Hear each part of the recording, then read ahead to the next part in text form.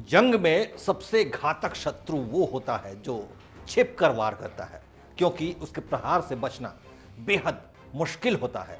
और भारत ने वो हथियार तैयार कर लिया है जो चुपचाप दुश्मन को उसके अंजाम तक पहुंचा देगा और किसी को खबर तक नहीं लगेगी। नमस्कार, उदय इंडिया डिजिटल में स्वागत है आपका। मैं हूं अंशुमान आनंद। भारत के रक्षा विकास और अनुसंधान संस्थान यानी डीआरडीओ ने कर्नाटक के चित्रदुर्ग के एरोनॉटिकल टेस्ट रेंज में स्वदेशी स्टेल्थ ड्रोन का सफल परीक्षण किया। ये एक स्वचालित ड्रोन है जिसकी गति काफ़ी तेज है, जो कि जंग का नक्शा पूरी तरह से पलट सकता है। खास बात यह है कि भारत को स्टेल्थ ड्रोन की तकनीक देने से अमेरिका ने मना कर दिया था, जिसके बाद भारतीय वैज्ञानिकों ने इस चुनौती को स्वीकार किया और अपना महाविनाशक ड्रोन तैयार कर डाला। इसके पहले इसकी उड़ान पिछले साल जुलाई में हुई थी, जिसके बाद इसमें कई बदलाव किए गए और इस बार इसका सफल परीक्षण पूरा किया गया। इसका नाम रखा गया है autonomous flying wing technology demonstrator यानी AFWTD। अमेरिका के B-2 बमवर्षक की तरह दिखने वाला ये विमान पूरी तरह से ऑटोमेटिक है और खुद ही टेक ऑफ करता है और मिशन पूरा करने के बाद खुद ही लैंड भी कर जाता है।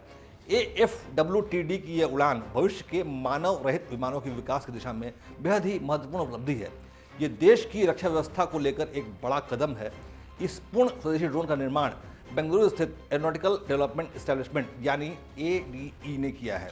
ये एक छोटा टर्बोफैन इंजन से इसको उड़ाया जाता है। विमान के लिए उपयोग किए जाने वाला एयरफ्रेम, अंडर कैरेज और संपूर्ण उड़ान नियंत्रण और एवियोनिक्स सिस्टम स्वदेशी है।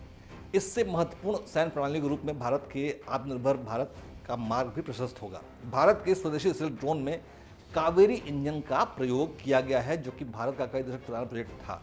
लेकिन कावेरी इंजन तेजस जैसे लड़ाकू विमानों में असफल रहा, क्योंकि ये लड़ाकू विमानों के उड़ान के लिए जरूरी थ्रस्ट पैदा करने में नाकामयाब रहा था। लेकिन स्टेल्थ जैसे ड्रोन में ये कावेरी इंजन पूरी तरह से कामयाब रहा है। खास बात यह है कि उदय इंडिया के साथ बातचीत में डीआरडीओ के चेयरमैन ने इस बात का संकेत दिया था कि वो कावेरी इंजन का प्रयोग ड्रोन के लिए करने वाले हैं। So we are now using the dry Kaveri engine for a future program for unmanned aerial vehicle. So the Kaveri work that we have done will get utilized in our unmanned aerial vehicle.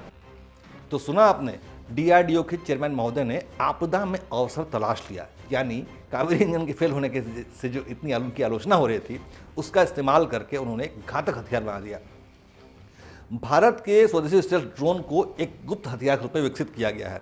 यही वजह है कि इससे जुड़ी ज़्यादा जानकारी सार्वजनिक नहीं की गई है। लेकिन ये तो तय है कि भारत का एक गुप्त हथियार दुश्मनों के लिए बेहद घातक साबित होने वाला है, क्योंकि ये दुश्मन पर प्रहार करके चुपचाप वापस लौट आता है। इसका महत्व इसी बात से समझिए कि रक्षा मंत्री राजनाथ सिंह ने स्टेल्थ ड्रोन के सफल परीक्षण के बाद विशेष तौर पर डीआरडीओ को बधाई दी है, जिसमें उन्होंने कहा कि स्वदेशी रूप से ऐसी महत्वपूर्ण तकनीक के विकास से भारतीय सशस्त्र बल और मजबूत होंगे। रक्षा मंत्री का एक डिफेंस प्रोडक्ट पे एक विशेष तौर पे ट्वीट करना बताता है कि ये प्रोडक्ट कितना इंपॉर्टेंट था भारत की सुरक्षा के लिए।